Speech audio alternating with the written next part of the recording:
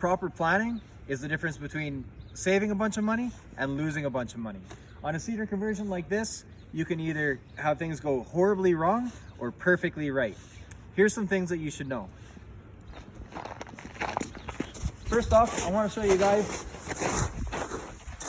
on this face of the roof here, there's absolutely no snow on it. That's because it's super steep.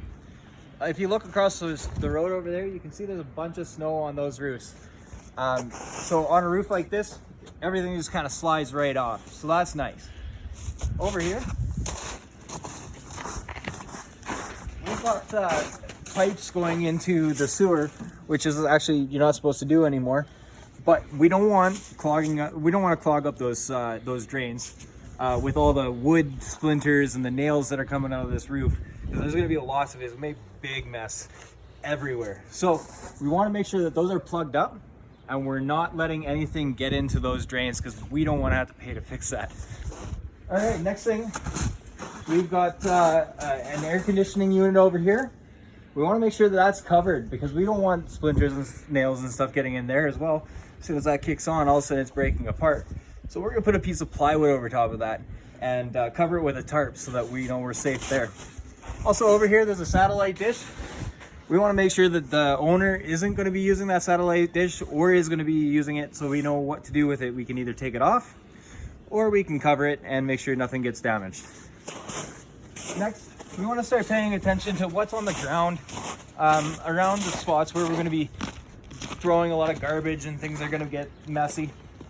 So we've got some solar lights here. We're gonna make sure that those are covered up or taken out. There's a bench over here and some stuff. We're gonna move all that out of the way and get it out of the way so it doesn't get damaged. You can see over here there's some water coming down on the shingles on the cedar. And so what we want to do is we want to actually put an extension pipe down from those gutters up there to the gutters down here so that you don't have all the granules running off and deteriorating the shingles.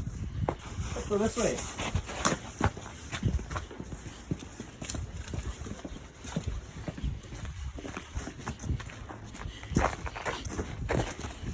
We've got a really tight spot here, and we're not going to be able to set up a ladder and work in this area.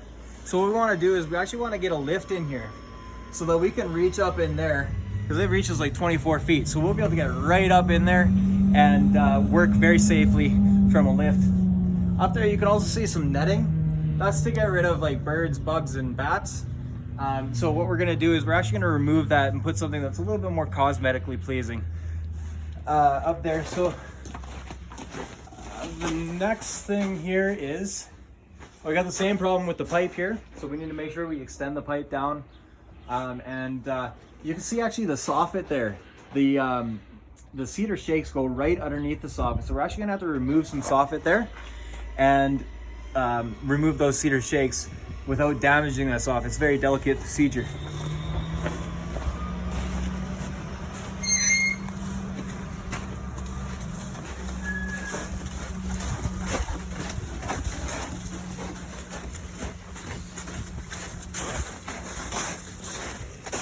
Over here we've got a chimney coming up, and we've got a piece of fascia that runs right along that chimney, but it's completely exposed. So we're going to cover that with some capping, and we're going to redo the flashing around the base of that chimney there so that nothing leaks, because there's going to be a big gap.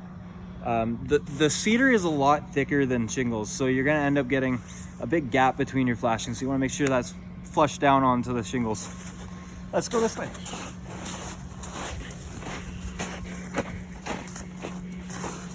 Over here we've got the deck, we've got barbecue and a hot tub, and we want to make sure that the hot tub's covered with some plywood. We cover the deck with some tarps so that we don't scratch it up and get it all dinged up, and we want to make sure that the barbecue is out of there so any falling debris doesn't damage or scratch the barbecue. Also, when we were taking a look at the roof, we noticed that there was no drip edge, so we're going to make sure that there's drip edge on there.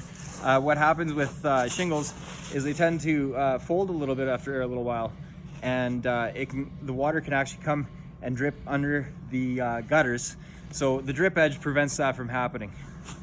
Everybody just give Matt a big round of applause. That is his very first video right there for Sargeant's Roofing. So proud. Yeah, he's wearing my coat and I'm freezing cold, but this is exactly what we're doing, guys, is that not only are our salespeople coming out to do just an estimate or a quote, they're actually coming out to inspect and plan your job. This is all part of our pre-job planning process, and we're just walking through, Matt, learning how to actually explain this up front. If you're looking for an estimate on your roof, make sure you give him a call. Give Sargeant's Roofing a call, 1-855-488-ROOF, or just hit up our website. But you're going to get Matt. He's going to come out. He's got 10 years of roofing experience. He's going to take care of you really well, and he's going to do a job plan just like this for you as well, so you have no stress. You know what you're getting when you hire us. You know you're going to get what you paid for, and you know we're going to do the job that needs to be done to make sure you don't have to think about your roof again for another 35 years. See you next time.